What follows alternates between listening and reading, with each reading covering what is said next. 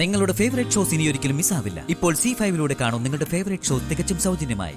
ചേച്ചിക്ക് മോതിര സമ്മാനം തന്നു, പിന്നെ ചേച്ചി ബ്ലഡ് കൊടുത്തിരുന്നു. ഇത്രയൊക്കെ സംഭവിച്ചിട്ടും അമ്മ തിരിച്ചറിഞ്ഞില്ലല്ലോ. അമ്മ എന്നെ കണ്ടിട്ടുണ്ടായിരുന്നില്ല. അമ്മയ്ക്ക് പറഞ്ഞു കേട്ടുള്ള അറിവേ ഉണ്ടായിരുന്നുള്ളൂ. പക്ഷേ എന്നാലും അശ്വതിയുടെ പേര് കേട്ടിട്ടും തിരിച്ചറിഞ്ഞില്ലേ? അത് ഞാൻ പറയാം. എന്റെ പേര് അശ്വതി എന്നല്ല.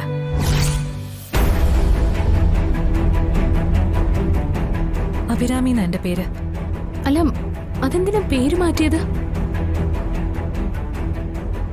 അങ്ങനെ മാറ്റണം തോന്നി. അഭിരാമി എന്ന പേര് വെച്ച് അരുൺ എന്നെ കുറിച്ച് അറിയാൻ പാടില്ല എന്ന് തോന്നി.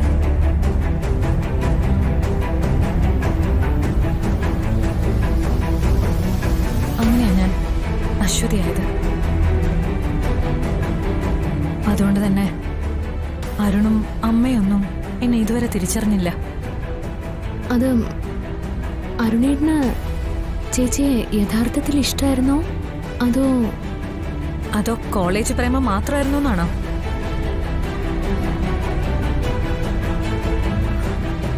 അരുണും ഞാനും സത്യസന്ധമായി ഇഷ്ടപ്പെട്ടിരുന്നവരാ. ഞാൻ കണ്ടതിൽ ഒരു നല്ല മനുഷ്യനായിരുന്നു അരുൺ. അരുൺ എന്നെ ഉപേക്ഷിച്ചതല്ല. ഞാൻ അരുണിനെ വഞ്ചിച്ചു പോയെന്നൊക്കെ ഒരു കഥ അരുണിലേക്ക് എത്തി. കൃത്യമായി ഒരുക്കിയ ഒരു നാടകമായിരുന്നു അതൊക്കെ. പക്ഷെ ആദിത്യനെല്ലാം അറിയായിരുന്നു. അമ്മയുടെ വാശിക്ക് മുന്നിൽ ആദിത്യന് വഴങ്ങേണ്ടി വന്നു. ശ്രീകുട്ടി ജനിച്ചിട്ടും അരുണേനെ കണ്ടെത്തണമെന്ന് തോന്നിയില്ലേ? ശ്രീകുട്ടി ജനിച്ചതുകൊണ്ടാ ഒരിക്കലും അരുണിനെ കാണണ്ടെന്ന് ഞാൻ തീരുമാനിച്ചത്. വിവാഹം കഴിച്ച് സന്തോഷത്തോടെ കഴിയുന്ന അരുണിന്റെ ജീവിതം അരുണിന്റെ തന്നെ കുട്ടി കാരണം തകരണ്ടെന്ന് ഞാൻ കരുതി. പിന്നെ ഇതിനിടയ്ക്കൊരു ജയിൽവാസം ഉണ്ടായി. ജയിൽവാസോ? അതെന്തിനാ?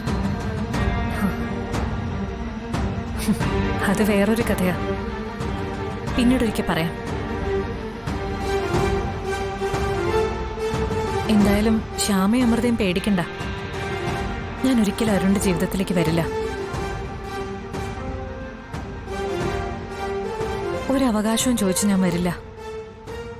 അതിനെക്കുറിച്ച് ഓർത്ത് ടെൻഷൻ ആവണ്ട. ചേച്ചി എന്തിനാ ആ രീതിയിലൊക്കെ സംസാരിക്കുന്നേ?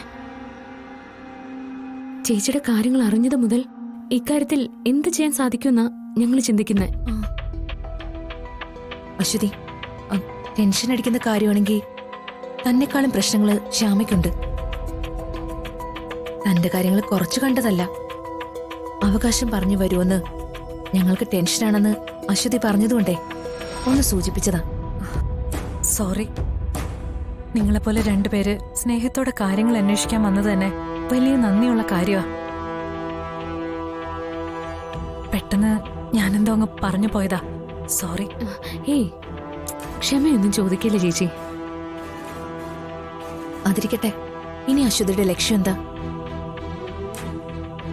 എനിക്ക് എന്റെ മോളെ നന്നായിട്ട് വളർത്തണം. അവക്ക് നല്ല വിദ്യാഭ്യാസം കൊടുക്കണം. അതാ ഇപ്പോഴത്തെ എന്റെ ലക്ഷ്യം.